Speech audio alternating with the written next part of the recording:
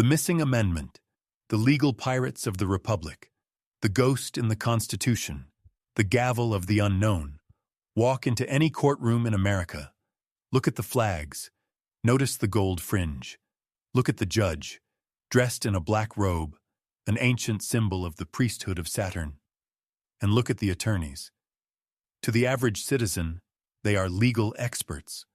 But in the eyes of the original Constitution, they are something far more dangerous. They are foreign agents. What if I told you that the 13th Amendment you were taught in school, the one that abolished slavery in 1865, was actually the second 13th Amendment? What if I told you that there was a previous 13th Amendment, ratified by the states and written into the law of the land in 1819, that has been systematically erased from the history books? This lost amendment was called the Titles of Nobility Amendment, TONA. Its purpose was simple: to keep the architects of the European banking system out of the American government. It stated that anyone who accepted a title of nobility or honor from a foreign power was immediately stripped of their U.S. citizenship and barred from holding public office. And here is the mind blow, due. The word Esquire, the title used by every single lawyer in America, is a British title of nobility. If the missing 13th is still in effect, then every lawyer in Congress, every judge on the bench, and almost every president in history is holding office illegally. We are being ruled by a class of people who, by law, shouldn't even be citizens. The Esquire trap. Why does a lawyer add esquion to their name? Most people think it's just a fancy way of saying, I went to law school. But the law of the old world is built on words, and words have power. In the British Inns of Court, the headquarters of the global legal system in London, an esquire is a specific rank of nobility. It sits just below a knight. It is a title bestowed by the crown. When the Founding Fathers built this republic, they knew that the British Empire wouldn't give up America without a fight.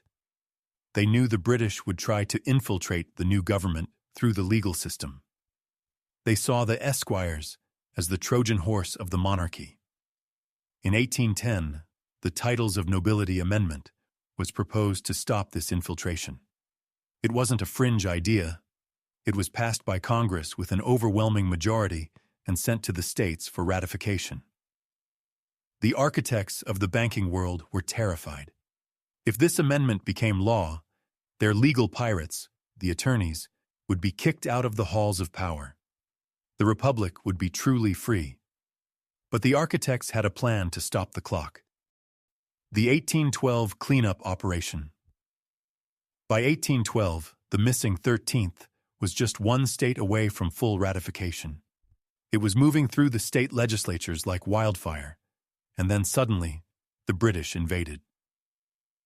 History books call the War of 1812 a second war for independence. But in the Antiquitech and hidden history paradigm, the War of 1812 was a data deletion operation. Why did the British march straight to Washington, D.C. and burn the Library of Congress? Why did they target the archives of the State Department? They weren't looking for gold. They were looking for paper. They needed to destroy the physical records of the 13th Amendment's ratification. They burned the evidence. They burned the journals of the House and Senate. They burned the records that proved the states had agreed to ban the esquires. For decades after the fire, the missing 13th continued to appear in published versions of the Constitution in states like Virginia, Maine, and Ohio. It was there. It was law. But the central mainframe in D.C. had been reset. The architects used the chaos of the war to forget the amendment existed. The Great Substitution. As the 1800s progressed, the architects needed a way to permanently bury the original 13th Amendment. They couldn't just keep losing it. They needed a substitution. After the Civil War, another massive reset event we've discussed, the government passed a new 13th Amendment to abolish slavery. While the abolition of slavery was a necessary and moral act, It served a secondary, darker purpose for the architects.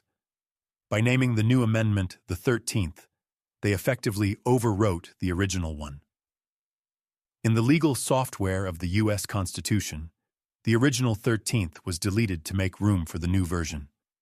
Most people never questioned it. They saw Amendment 13 in their textbooks and assumed it had always been about slavery. The Titles of Nobility ban became a ghost amendment, a piece of ghost code hidden in the archives, known only to the high-level esquires who now ran the country. They replaced a law that protected the Republic from foreign influence with a law that addressed a social issue, using the moral high ground of the latter to hide the legal theft of the former. The B.A.R, the British Accreditation Registry. To understand the full scale of this legal hijacking, we have to look at the B.A.R. Most people think B.A.R stands for Board of Attorneys or something similar, but in the world of the hidden republic, B.A.R is an acronym for the British Accreditation Registry. When a lawyer passes the bar, they aren't just getting a license to practice law. They are entering into a contract with a foreign entity.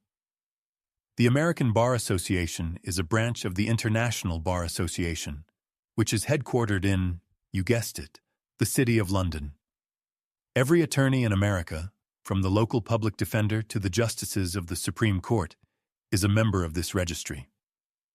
They are officers of the court, but the court they serve is a maritime corporate court based on the laws of the British Crown, not the common law of the American people. This is why they use esquire. This is why they wear the black robes. This is why they speak in legalese, a specialized language designed to sound like English, but with entirely different legal definitions. It is a language of corporate piracy, the corporate hijacking and the law of the sea. The 1871 corporate coup. If the esquires, the B.A.R. attorneys, were foreign agents who were technically barred from office by the original 13th Amendment, how did they eventually take total control of America? The answer lies in the year 1871. After the Civil War, the Republic was broke. The architects in London and the Vatican saw their chance. Through the Organic Act of 1871, the esquires in Congress created a private corporation called the United States. This corporation wasn't a country. It was a business entity headquartered in the 10-square-mile district of D.C. From that moment on, the esquires weren't serving we the people. They were serving the board of directors. They shifted the software of the nation from the Constitution for the United States of America to the Constitution of the United States. Notice the capitalization? In the world of legalese, capitalization isn't just a grammar choice. It's a jurisdictional change. They turned the Republic into a franchise. And to run a corporation, you don't use common law. You use contract law. You use the law of the architects. Maritime law, pirates on dry land. Have you ever wondered why you stand before a judge? Or why a court has a dock? Or why a judge sits on a bench, which in Latin, banc, means a merchant's table? Welcome to the law of the sea, also known as maritime admiralty law. In the Antiquitech and hidden history paradigm, the architects are masters of the sea. They view the earth not as land, but as flowing capital. Under maritime law, you aren't a human being with inalienable rights. You are a vessel, a piece of cargo drifting in the sea of commerce. This is why the missing 13th had to be deleted. Under the common law of the land, a man is sovereign, but under the maritime law of the sea, a person is just an asset to be managed by the B.A.R. esquires. The lawyers are the pilots of these corporate ships. When you enter a courtroom, you are boarding their vessel. You are leaving the land of the Constitution and entering the sea of the corporation. And on a ship, the captain's, the judge's word is absolute law. There are no rights on a ship, only privileges granted by the captain. The smoking gun, the Virginia ratification. Mainstream historians will tell you the Titles of Nobility Amendment was never ratified. They say it's a myth or a misunderstanding.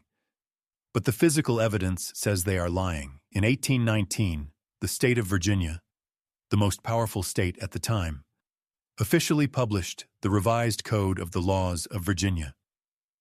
In that book, the Constitution of the United States was printed with 13 amendments. The 13th was the Titles of Nobility ban. Virginia didn't make a typo. They were the 13th state to ratify it, which officially made it the law of the land according to Article 5 of the Constitution.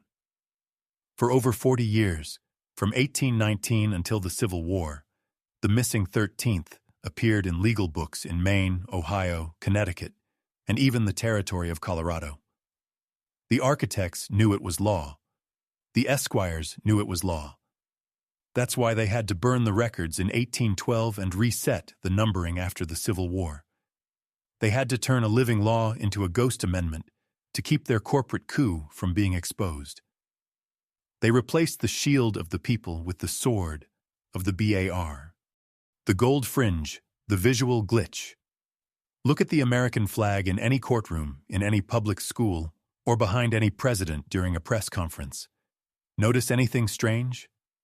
Look at the gold fringe around the edges.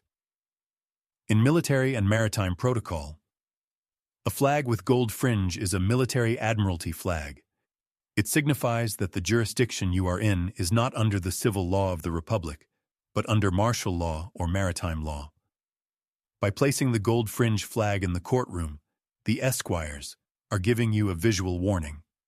They are telling you, you are now in a foreign jurisdiction. The Constitution does not apply here. You are under the law of the Admiralty. It is the signature of the architects hidden in plain sight. Most people see it as decoration, but in the world of the global grid, symbols are everything.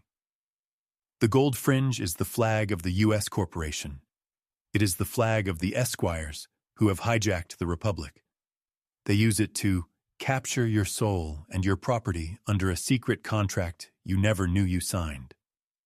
The person versus the man. The strawman secret. How do the esquires get jurisdiction over you if you never signed their corporate contract? They use a legal fiction called the strawman. Remember what we discussed in the Orphan Train series, Dewey? About your name being in all caps on your birth certificate and ID. That all caps name, John Doe, is not you. It is a corporate entity created by the U.S. corporation at your birth. When a judge asks, "Are you John Doe?" and you say yes, you are joining your living soul to that corporate fiction. You are becoming the surety for the debt of that entity. The missing 13th Amendment was designed to prevent exactly this. It was meant to stop the esquires from creating these complex legal traps. Without the 13th Amendment to block them, the B.A.R. lawyers have turned every American from a living man into a corporate person. They have turned our lives into collateral for the national debt, a debt owed to the very banking families who funded the 1812 reset in the first place. We are orphans in their legal system, and the missing 13th is the proof of our stolen inheritance. The surviving proof and the sovereign awakening the smoking guns, the books they forgot to burn.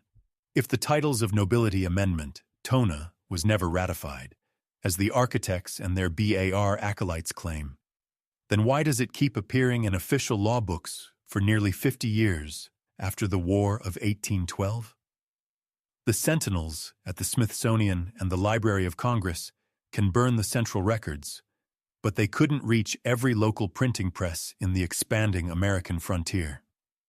Between 1810 and 1860, the original 13th Amendment was printed in at least 75 different publications across 20 states and territories.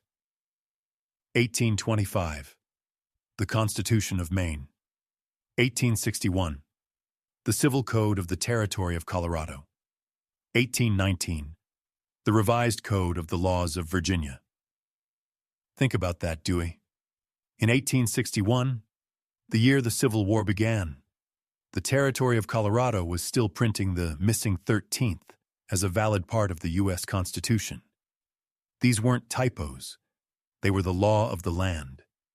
The architects were playing a game of geographical amnesia, hoping that as the older generation died out, the new orphan generation wouldn't notice when the 13th Amendment was suddenly replaced by a different version. The books are the glitch in the matrix that proves the Republic was hijacked. The foreign agents of Davos and D.C. Why does the missing 13th matter today?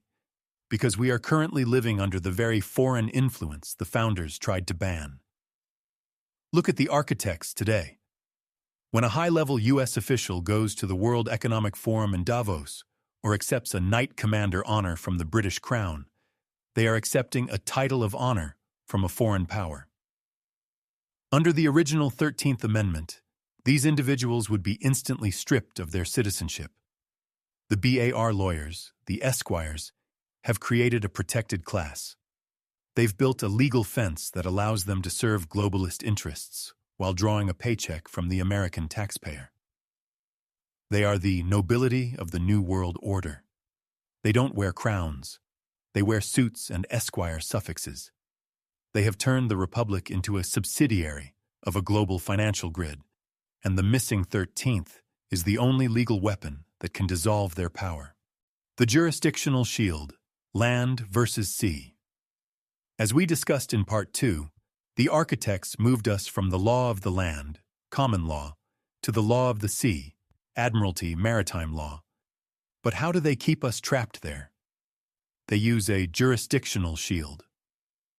In the world of the global grid, jurisdiction is everything. Common law, the land. You are a man or woman. You have God-given rights. Maritime law, the sea. You are a person or vessel. You have corporate privileges. The missing 13th was the anchor that kept the Republic on the land. It prevented the Esquires from boarding our government and sailing it into the deep waters of international debt. Without it, the lawyers were free to turn our courts into trading floors. This is why a judge will never let you talk about the Constitution in a modern traffic court. To them, you aren't a citizen. You are a cargo vessel in a corporate harbor, and the missing 13th is the eviction notice they never want you to read. The solution, reclaiming the living soul. So how do we unplug from this corporate legal machine?